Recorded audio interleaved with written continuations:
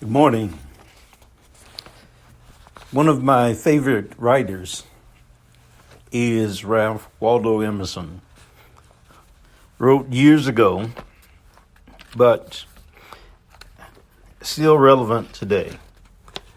Still relevant today, will be relevant tomorrow, will be relevant 100 years from now, will be relevant 1,000 years from now.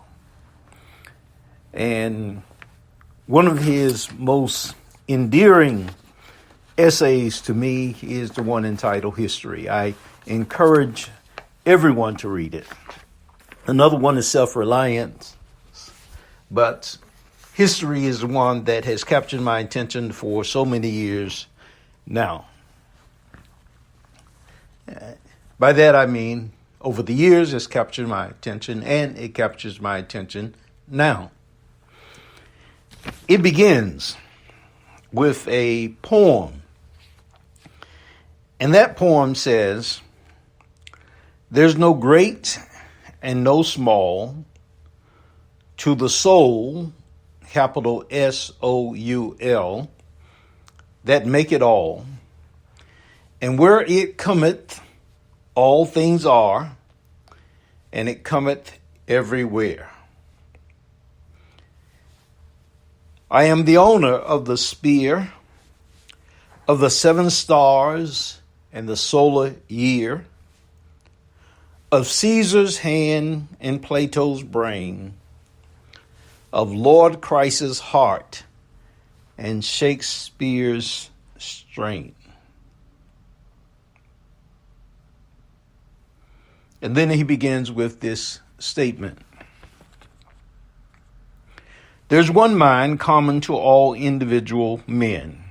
We would say today, with our desire to be inclusive, there's one mind common to all individual people. The next sentence, "Every person is an inlet to the same," we would say, every person is an inlet to the same mind, and to all of the same. The next sentence, "He that is once admitted to the right of reason is made a free man of the whole estate. What Plato has thought, he may think. What a saint has felt, he may feel. What at any time has befallen any man, he can understand. Who hath access to this universal mind is a party to all that is or can be done, for this is the only and sovereign agent." The next paragraph says, "Of the works of this mind, history is the record. Its genius is illustrated by the entire series of days. Man is explicable by nothing less than all his history. Without hurry, without rest, the human spirit goes forth from the beginning to embody every faculty, every thought, every emotion which belongs to it. It appropriates events, but the thought is always prior to the fact. All the facts in history pre-exist in the mind as laws. Every law in turn is made by circumstances predominant, and the limits of nature give power to but one at a time. A man is the whole encyclopedia of facts. The creation of 1,000 forests is in one acorn. And Egypt, Greece, Rome, Gaul, or Germany as we call it today, Britain, America, lie folded already in the first man. Epoch after epoch, camp, kingdom, empire, republic, democracy are merely the application of his manifold spirit to the manifold world. This human mind wrote history, and this must read it. The Sphinx must solve her own riddle.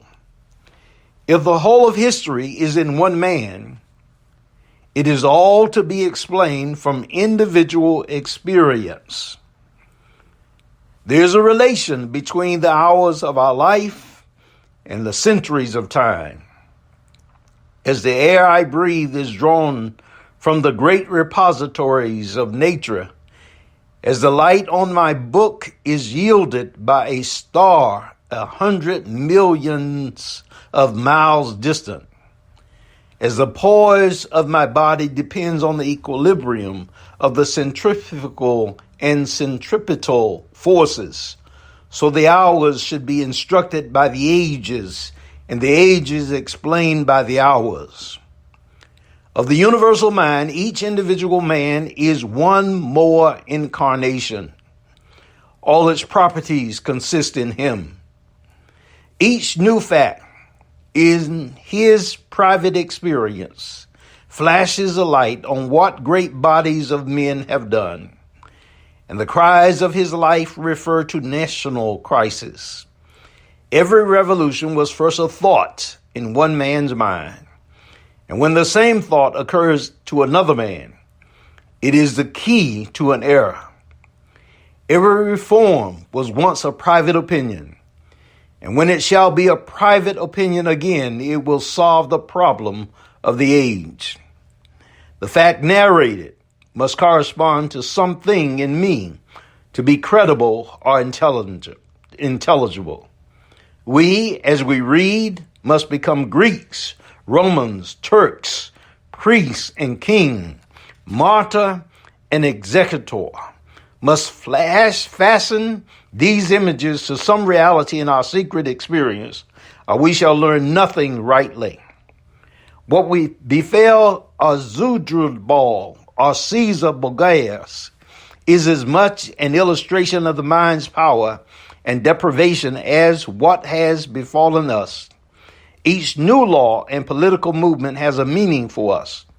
Stand before each of its tablets and say, under this mask did my Proteus nature hide itself. This remedies the defects of our too great nearness to ourselves. This throws our actions into perspective, and as crabs, goats, scorpions, the balance and the hand and the water pot lose their meanness when hung as signs in the zodiac, so I can see my own vices without heat in the distant persons of Solomon and Gatling and Alcibiades. This, again, just this much of the reading of this individual, Emerson, takes time, at least for me, to unlock it, to unfold it, to give it meaning and give it a message that is applicable to me. But one of the things that is so powerful in regard to that particular reading is that it says that it must unfold itself within me. And then it tells me, of course, that it is possible for it to do.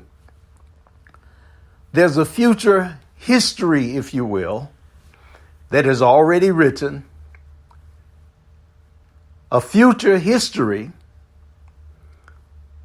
a future past that is already written about me and about you. A future past or past future that's already written. Emotions that we will feel. Experiences that we will have. That others have already gone through. Ideas that we will think. That others have already thought. Situations that we will confront. That others have already confronted. And what he is alluding to is that this matter of self-awareness,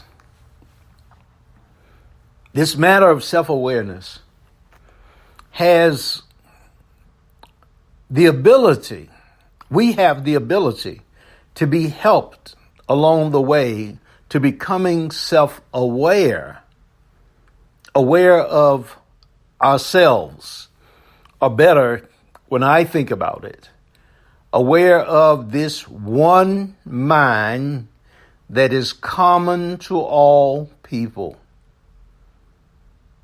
Aware of this one mind, this one self, as called by Carl Jung, this one self that's common. What anyone else has felt at any time, what anyone else has thought at any time, we may think.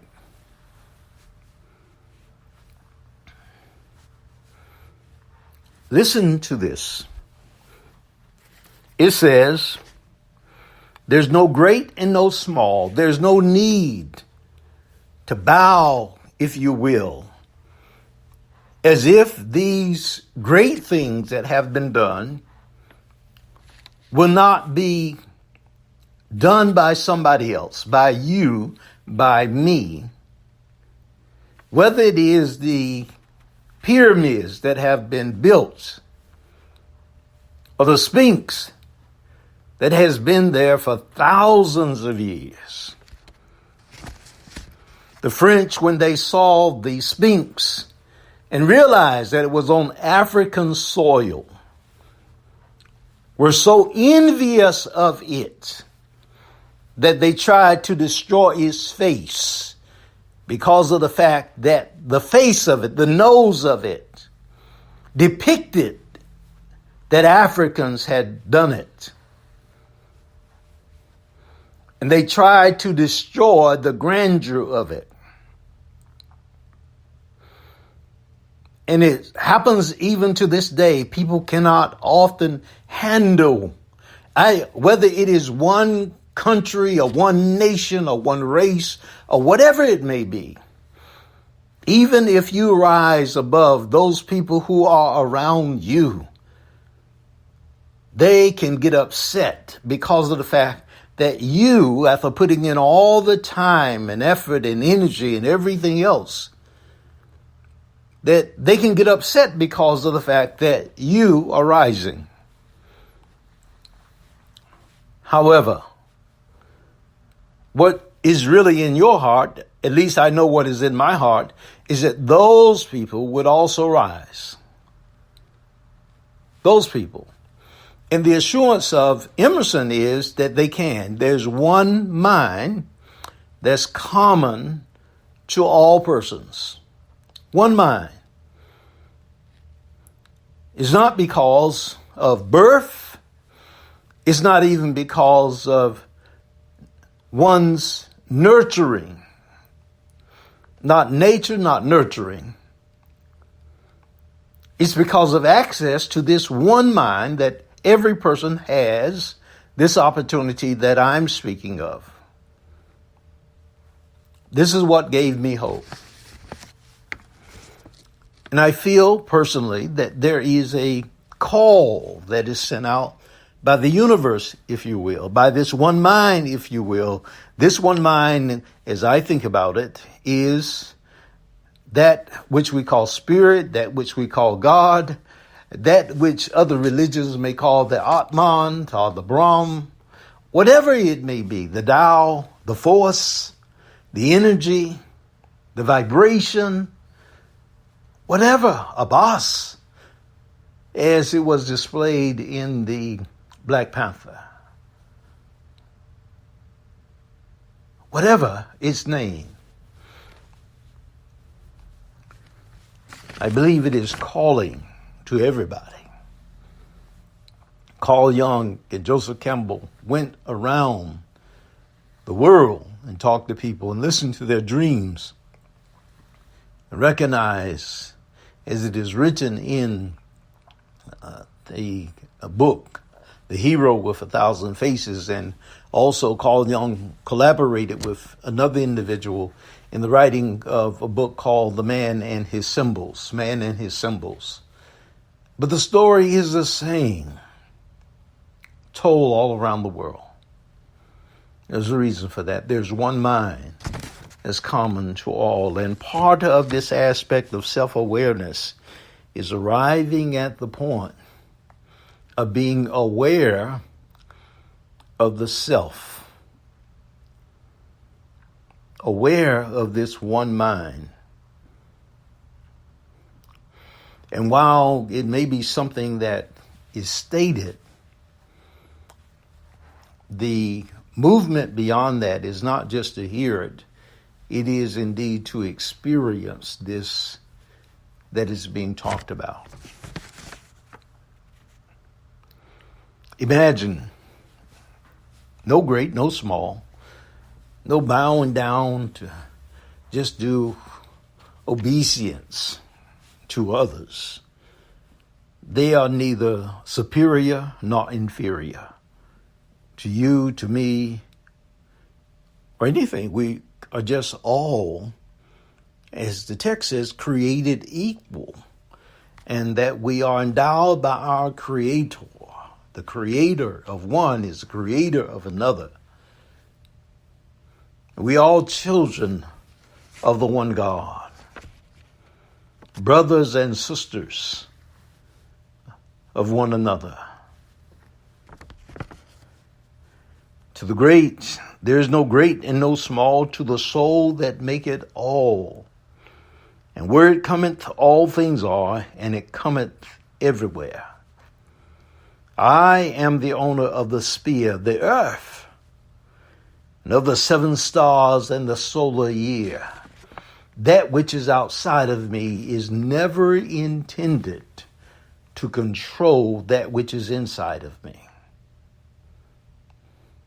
That which is outside of me is never intended to control that which is inside of me. I contend with people that that is written in the Bible. Emerson was a Bible scholar. He went to school for ministry. His ancestors were ministers, scholars.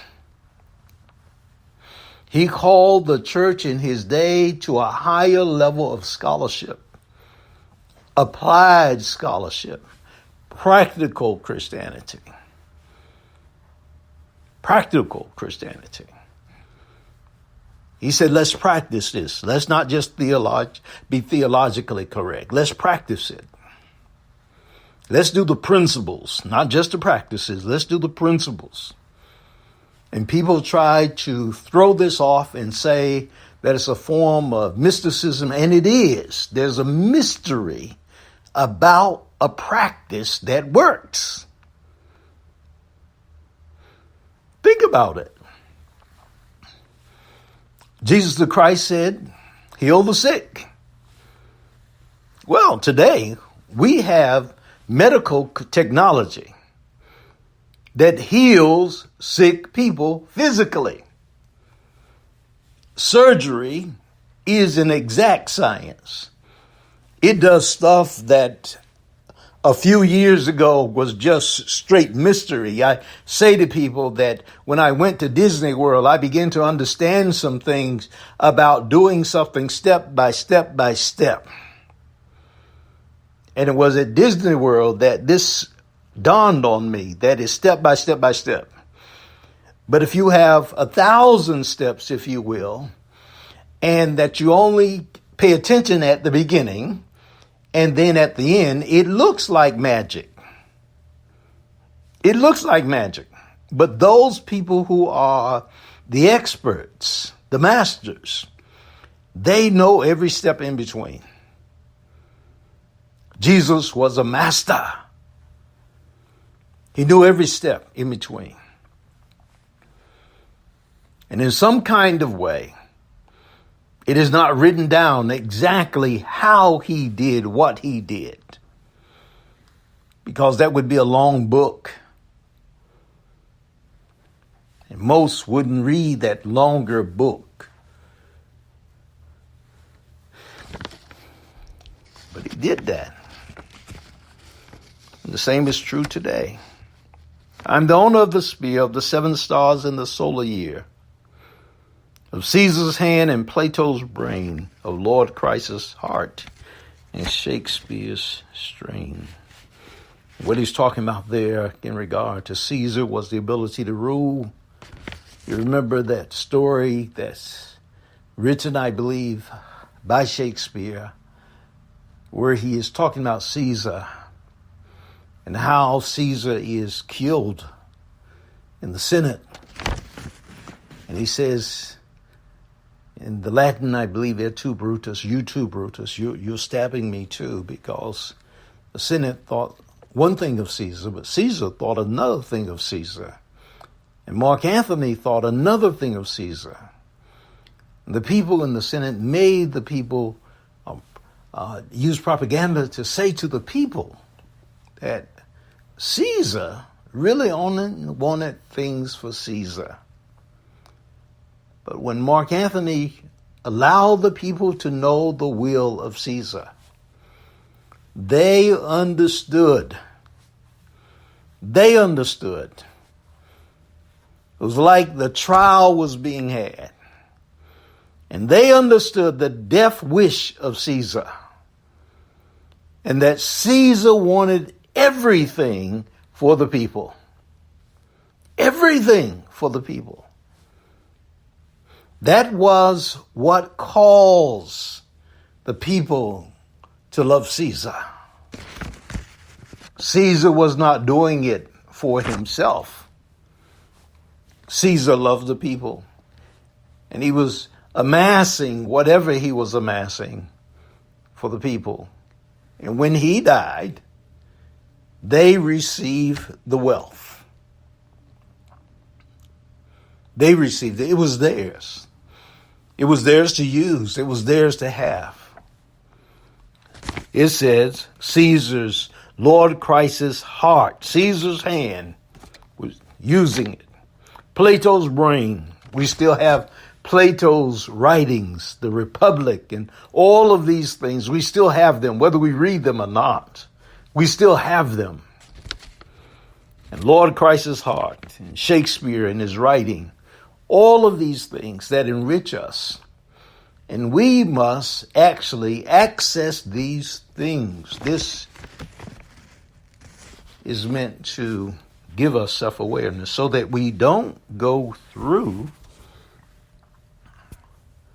these things unaware, so that they are not just surprises to us every time, that we have to live over what has already been lived over. Every generation falling into the same ditch. We don't have to do that. Making the same mistakes. We don't have to do that. Fighting the same wars. We don't have to do that. We can evolve beyond where we have been. We can evolve. And I put down in the introduction for this, because of the way it has to be filled out, this aspect of what I call pragmatic prospection. And prospection is the ability to see before. And it's talking about this aspect of when you look into the future, what do you see? Well, this particular article that I was reading is talking about really is a type of concrete prospection. When you are looking into the future, when it's informed by the past, with self-awareness, then you can live in what is called liminal space. Now, it's pragmatic prospection, and it's also, you have been, what I have been talking about is introspective. You have been self-aware. That's why this is what I'm talking about is really so powerful for business people, leaders in organizations, because they are working from the self, capital SELF. They are working from the self. And they understand not only how it affects them personally, but they also understand how it affects the larger body called the collective unconscious again by Jung. But the larger body. I saw the other day a clip by I think it was a general. Named Silvera, perhaps. I think he was over a military academy. But he was talking about the events that are happening in America and perhaps even in the world. And he was talking about the bad ideas that are going on, ideas that we don't adhere to and believe that they should be in some kind of way addressed, and how they were wrecking the society at a particular level. But he said a very powerful thing. He says the only thing that can counter a bad idea is a better idea. And a better idea will come from a discussion, a civil discussion, a wider discussion. And that's what I'm talking about here. That wider discussion begins with a discussion about history from the inside of an individual. That discussion can be, what are my values? Where did they come from? What are my beliefs? Where did they come from?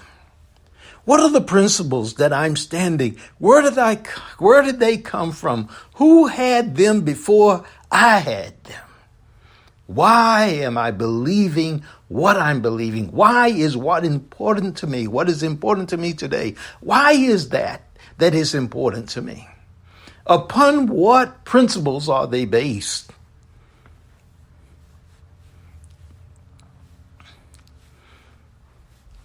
Are my beliefs justified by evidence? Should I even have the beliefs that I have? Are they beneficial to me? Are they beneficial to others? What are they? And this that we are doing, this that you are listening to, paying attention to, this, we have a class that we've setting up and working with and have already worked with in regard to people that is called the inner journey of self-awareness to become one's authentic self. This authentic self is this larger self that we're talking about here. It's written about all down through history, from the Egyptians down to the present time. I say to individuals, because history tells us it is the truth, that individuals have always tried to scare individuals away from knowledge, which basically causes them to say, well, I'm not going into that place because I'm scared. And so they call the book of enlightenment, down through history, many people call it the book of the dead, but it was actually called the book of coming forth by day, which was the same kind of course that those who were wise in Egypt were able to actually come to the point of self-awareness. It was a book of enlightenment. It did not teach people how to be dead, other than dead to the small self. It taught people how to be alive, that is, alive to the larger self, the one mind that Emerson speaks of. To be a larger than life, this life only, person. The pharaohs certainly had to go through that process. That's why the Bible records that Moses was educated in all the schools of Egypt. You could not be a great leader until you were a great person. And that's still true today. People used to say you cannot send a child to do a man's job or a woman's job. You just can't do it. I'm going to end with that. Self-awareness, pragmatic prospection, introspection. Do them in reverse order. Introspection, pragmatic prospection, self-awareness. Do it whichever way you want to do it. They all needed and necessary. Blessings to you. Share this with others. Go to I Will Restore. Look at that, iwillrestore.com. Go to restoreawareness.com. Look at those things that are there. See how they will help you. Send me an email at info@iwillrestore.com. Let's talk. Bye-bye.